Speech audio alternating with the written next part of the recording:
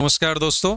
इस समय आप देख रहे हैं कि हमारे आसपास का जो तापमान है वो काफ़ी बढ़ा हुआ है और इस बढ़ते हुए तापमान से आपको कोई तकलीफ ना हो, इससे आपको कोई परेशानी ना हो, इसके लिए मैं आज आपसे बात करने वाला हूँ हीट स्ट्रोक के बारे में, जिसे आप आम भाषा में लू लगना कहते हैं।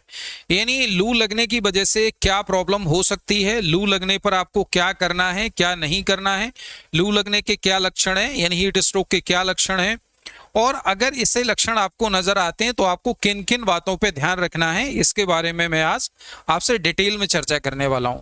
तो सबसे पहले आप जानिए कि हीट स्ट्रोक या लू लगना होता क्या है। हमारे शरीर का जो नॉर्मल तापमान है वो होता है 37 डिग्री सेल्सियस, लेकिन अगर हमारे शरीर के इस तापमान में थोड़ी बहुत वेरिएशन आती है तो ये जस्ट नॉर्मल है, आपको परेशान होने की जरूरत नहीं है। लेकिन अगर हमारे शरीर का तापमान काफी चेंज होने लगे, यानी आप ऐसे देखिए कि अभी हमारे आसपास तापमान चल रहा है 45-46 डिग्री सेल्सियस के आसपास और हमारे शरीर का तापमान है 37 डिग्री सेल्सियस के आसपास, तो ये 7-8 डिग्री का जो वेरिएशन है अगर ये एक्सीड करने लगे, यानी हमारे शरीर का तापमान 40-41 डिग्री सेल्सियस जाने लगे, तो यही कंडीशन आपकी हीट स्ट्रोक कहलाती है। अब इस हीट स्ट्रोक से बहुत सारी दिक्कतें हमारे शरीर में होती हैं, जिसमें से एक दिक्कत मैं आपको बताऊंगा कि मेनली इसमें हीट स्ट्रोक से हमारे शरीर में पानी की कमी होती है, यानी डिहाइड्रेशन होता है। साथ ही साथ में हमारे ब्लड में रन करने वाली कुछ प्रोटीन्स होती हैं और ये प्रोटीन और एंजाइम्स हाई टेम्परेचर पर इनएक्टिव हो जाते हैं, काम करना बंद कर देते हैं, प्रोटीन कोगुलेट हो जाती हैं और इसकी वजह से बहुत सारी मेजर प्रॉब्लम हो सकती हैं, इवन ये जानलेवा भी हो सकता है। तो हीट स्ट्रोक के ये सारी बातें आपको जानिए। अब मैं आपको बताऊंगा कि हीट स्ट्रोक के प्रकार कितने होते हैं। हीट स्ट्रोक बेसिकली दो प्रकार का होता है, एक होता है एक्जर्शनल हीट स्ट्रोक, एक होता है नॉन एक्जर्शनल। अब जो एक्जर्शनल हीट स्ट्रोक है ये काम करने वाले लोगों में पाया जाता है, मेनली ये आपके ऐसे व्यक्तियों में पाया जाता है जो किसी तरीके से मेहनत का काम कर रहे हैं। जैसे मान लो हमारे जो मजदूर भाई लोग हैं वो कहीं किसी तरीके से मेहनत का काम कर रहे हैं, जो किसान लोग हैं वो खेती में कोई काम कर रहे हैं, या कोई भी ऐसा फैक्ट्री वगैरह में जो मेहनत का काम है, उसकी वजह से जो हीट स्ट्रोक होता है वो आपका एक्जर्शनल होता है। लेकिन जो नॉन एक्जर्शनल है, जैसा इसका नाम बता रहा है कि यानी बिना किसी मेहनत के अगर हीट स्ट्रोक डेवलप होता है, जो जनरली या तो किसी मेडिकल कंडीशन की वजह से हो सकता है या किसी अन्य कारण से होता है, और ये जनरली छोटे बच्चों में और बूढ़े लोगों में मेनली होता है। तो ये तो मैंने आपको टाइप बताया है कि आपका हीट स्ट्रोक कितने प्रकार का होता है। अब मैं आपको बताना चाहूंगा कि हीट स्ट्रोक के सिम्टम्स क्या हैं। तो हीट स्ट्रोक के केस में जब भी आपकी बॉडी से पानी का लॉस ज्यादा हो जाएगा, शरीर से डिहाइड्रेशन हो जाएगा, तो ऐसे में व्यक्ति को हेडेक रह सकता है, यानी सर दर्द की प्रॉब्लम पेशेंट को हो सकती है, इसको चक्कर आ सकते हैं, इसकी जो मेंटल स्टेटस है वो चेंज हो सकती है, यानी पेशेंट इरिटेबल हो सकता है, चिड़चिड़ा हो सकता है, इवन इसमें सीजर्स देखने को मिल सकते हैं, पेशेंट कोमा में जा सकता है, मसल्स में बहुत ज़्यादा वीकनेस बताएगा पेशेंट, इसको चक्कर आएंगे, सांस लेने में इसको तकलीफ हो सकती है, इसकी हृदय की धड़कन बढ़ सकती है जिसे हम पाल्पिटेशन कहते हैं।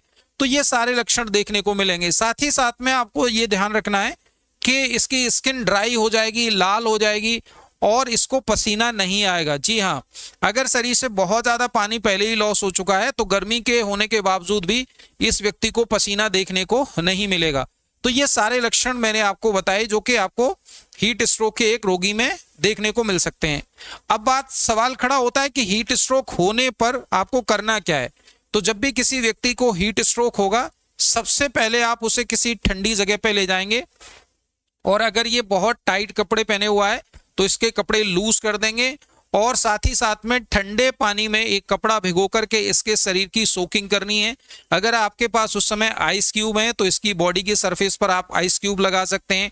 ठंडे पानी से इसकी पूरी बॉडी को आप सोक कर सकते हैं, भीगे कपड़े से पूरे शरीर को सोक करेंगे। ये सारी एक्टिविटीज आपको करनी है। साथ ही साथ में अगर ये पेशेंट कॉन्शियस है, होश में है, तो इसे तरल पदार्थों को देना शुरू कर देंगे। इसमें आप इसको कोई किसी भी प्रकार का जूस दे सकते हैं, इसको आप शिकंजी दे सकते हैं, इसको नींबू पानी दे सकते हैं, इसको नारियल पानी दे सकते हैं, यानी ज़्यादा से ज़्यादा इसे तरल पदार्थ की मात्रा आप देंगे।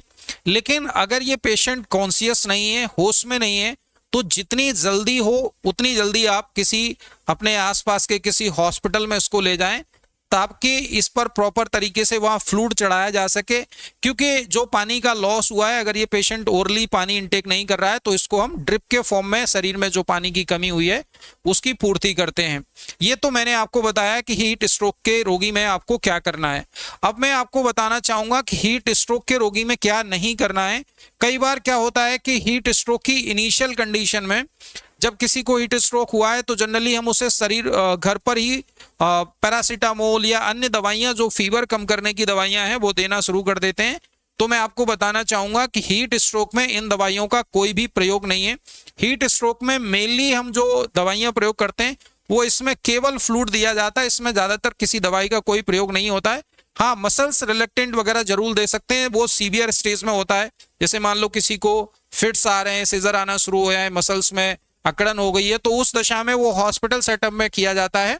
लेकिन घर पर अगर किसी के शरीर का तापमान बढ़ा हुआ है तो कृपया किसी भी तरीके से फीवर कम करने वाली पैरासीटामोल वगैरह आप कोई भी दवा न लें।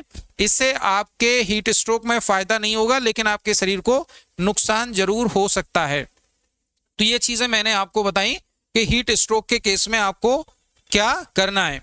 अब मैं आपको बताऊंगा कि अपने आप को हीट स्ट्रोक से कैसे प्रिवेंट करें।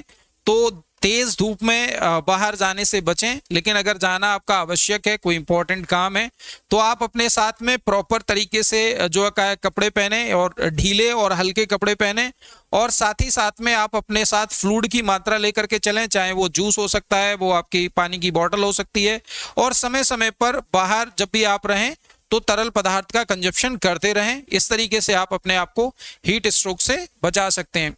अब मैं हीट स्ट्रोक के कॉम्प्लिकेशन के बारे में आपको बता दूं। कुछ लोग पूछते हैं कि हीट स्ट्रोक का कॉम्प्लिकेशन क्या हो सकता है। तो हीट स्ट्रोक का अगर इलाज नहीं किया गया इनिशियल स्टेज में, तो हीट स्ट्रोक से हमारे शरीर में बहुत सारे कॉम्प्लिकेशन होते हैं। उनमें से मैं आपको बताऊं, जैसे हमारे ब्लड के अंदर बहुत सारी प्रोटीन्स, बहुत सारे हॉर्मोन्स रन करते हैं, बहुत सारी एंजाइम्स रन करते हैं।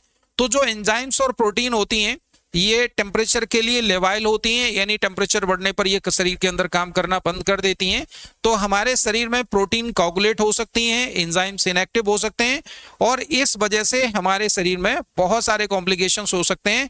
और जो मेनली आपको हृदय संबंधी यानी ब्लड में क्लॉटिंग हो सकती है या कोई अन्य कंडीशन क्रिएट हो सकती है।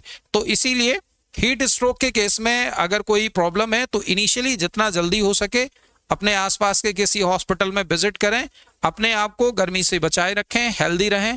Thank you all of you.